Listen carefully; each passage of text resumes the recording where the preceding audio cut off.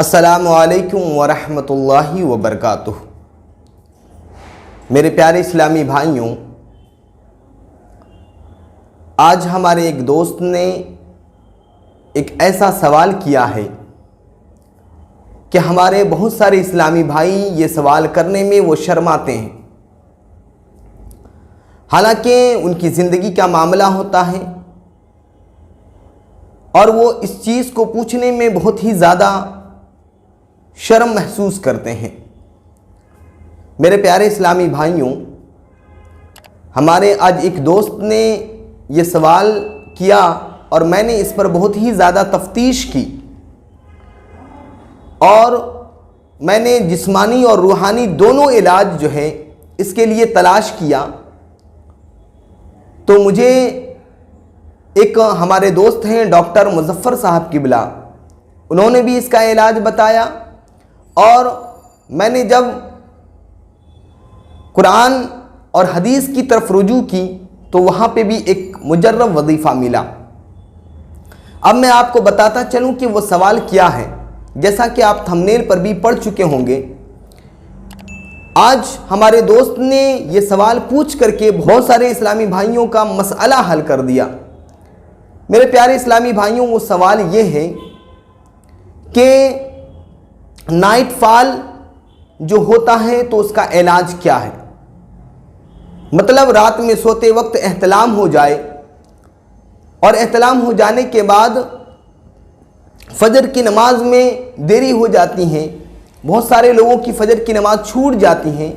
انہوں نے یہ سوال کیا کہ حضرت اکثر جو ہے مجھے مہینے میں اور ہفتے میں ایسا ہو رہا ہے کہ 3 دن 4 دن جو ہے نائٹ فال ہو جا رہا ہے، احتلام ہو جا رہا ہے۔ اب میں فکرمند ہو گیا ہوں کہ کروں تو کروں کیا، اس لیے کہ کمزوری محسوس ہوتی ہے، بدن میں جو ہے ایک تناؤ محسوس ہوتا ہے، ذہنی تناؤ محسوس ہوتا ہے، آخر اس کا علاج کیا ہے؟ میں بڑا پریشان ہوں۔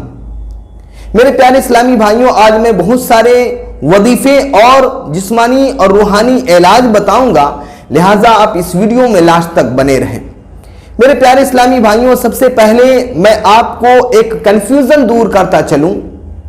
وہ کنفیوژن یہ ہے کہ کچھ لوگ ہمارے اسلامی بھائی یہ سوچتے ہیں کہ احتلام ہو جانے سے انسان کمزور ہو جاتا ہے، اس کا ذہن کمزور ہو جاتا ہے، اس کی بینائی کمزور ہو جاتی ہے، اس کا جسم کمزور ہو جاتا ہے۔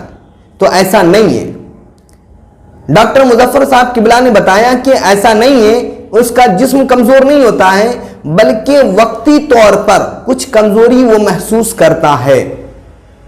ایسا نہیں ہے کہ احتلام ہو جانے سے وہ دماغ کا کمزور ہو جائے گا یا جسم کا کمزور ہو جائے گا، ایسا نہیں سوچنا چاہیے۔ بلکہ ہمارے بعض حضرات بھی یوٹیوب پر بیٹھ کر کے یہ بتاتے ہیں کہ احتلام اگر ہو جائے تو انسان کا ذہن کم ہو جاتا ہے، انسان کمزور ہو جاتا ہے۔ ایسا نہیں، کمزور ہوتا ہے، وقتی طور پہ ہوتا ہے۔ ایسا نہیں کہ وہ ہمیشہ کے لیے کمزور ہو جاتا ہے، بہت زیادہ لاغر اور جو ہے کمزور ہو جائے گا، وہ کوئی کام نہیں کر پائے گا، ایسا نہیں ہے۔ بلکہ وقتی طور پہ جو ہے اسے کمزوری محسوس ہوتی ہے۔ لیکن اگر بار بار ہو اور وقتی طور پہ کمزوری محسوس ہو تو انسان فکرمند ہو جاتا ہے کہ اب اس کا علاج ہو تو کیا ہو۔ تو ڈاکٹر مظفر صاحب قبلہ نے بتایا کہ یہ جو ہوتا ہے نائٹ فال جو ہوتا ہے، احتلام جو ہوتا ہے، وہ ایک وجہ تو اس کی یہ ہوتی ہے کہ انسان چیت لیٹتا ہے، مطلب پیٹھ کے بل لیٹتا ہے، سیدھا لیٹتا ہے، ایک یہ وجہ ہے۔ اگر اس سے بچنا چاہتے ہیں تو وہ سیدھا نہ لیٹے بلکہ داہنے کروٹ کی جانب لیٹے، جیسا کہ نبی کریم صلی اللہ علیہ وسلم نے بھی فرمایا ہے۔ پھر اس کے بعد فال ہونے کی دوسری وجہ کیا ہے؟ دوسری وجہ یہ ہے کہ وہ شخص جو ہے رات میں گرم کھانا کھاتا ہوں یا گرم کوئی چیز کھاتا ہوں، سپوز دیٹ جو ہے اکثر رات میں وہ چکن کا استعمال کرتا ہوں یا پھر کچھ گرم کھانے کا استعمال کرتا ہوں اور رات میں زیادہ کھانا کھاتا ہوں، تو رات میں زیادہ کھانا کھانے سے اور گرم چیز استعمال کرنے سے، سونے کے وقت گرم چیز استعمال کرنے کی وجہ سے بھی یہ نائٹ فال کا شکار ہو جاتا ہے، لہٰذا اس سے جو ہے بچنا چاہیے۔ پھر اس کے بعد انہوں نے بتایا کہ اکثر جو ہے آج کے اس دور میں ہمارے کچھ نوجوان جو ہیں موبائل میں جو ہے فحش چیزیں یا پھر فحش سوچ اگر ان کے ذہن میں آ جاتی ہیں سونے کے وقت میں، تو وہ اس چیز کی وجہ سے بھی جو ہے کیا ہوتا ہے کہ اس کا نائٹ فال ہو جاتا ہے۔ لہٰذا ہمیں اچھے ماحول میں رہنا چاہیے اور سونے کے وقت دعا اور درود پڑھ کر کے سونا چاہیے تاکہ ہمارا ذہن اللہ اور اس کے رسول کی طرف ہو اور ہم اس چیزوں سے بچ جائیں۔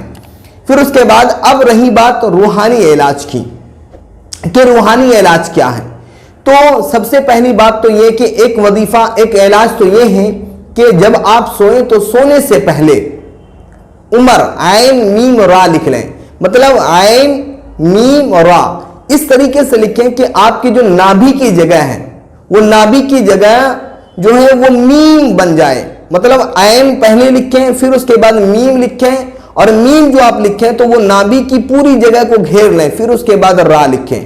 آپ اس طریقے سے عین میم را اگر لکھیں گے تو انشاءاللہ تبارک و تعالیٰ احتلام نہیں ہوگا۔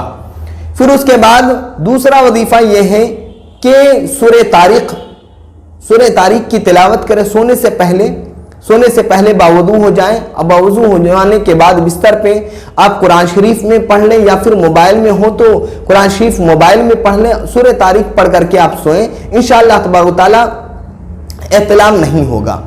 پھر اس کے بعد تیسرا وظیفہ کیا ہے؟ تیسرا وظیفہ یہ ہے کہ اگر سورہ طارق نہیں پڑھ سکتے تو سورہ نوح پڑھ لیں، سورہ نوح پڑھیں، سورہ نوح پڑھنے کے بعد جو ہے بسم اللہ شہادت والی انگلی پر لے کر کے اپنے سینے پر جو ہے یا اللہ لکھ لیں۔ انشاءاللہ تبارک و تعالیٰ اگر آپ ان تینوں وظیفے پر عمل کریں گے، پہلا تو یہ کہ عین میم را اس طریقے سے لکھیں کہ عین پہلے ہوں آپ کی نابھی سے اور میم جو ہے نابھی کی جگہ پہ ہوں اور را جو ہے وہ نابھی کے بعد ہوں، مطلب میم وہ نابھی کی جگہ کو اس گڈھے کو گھیر لے۔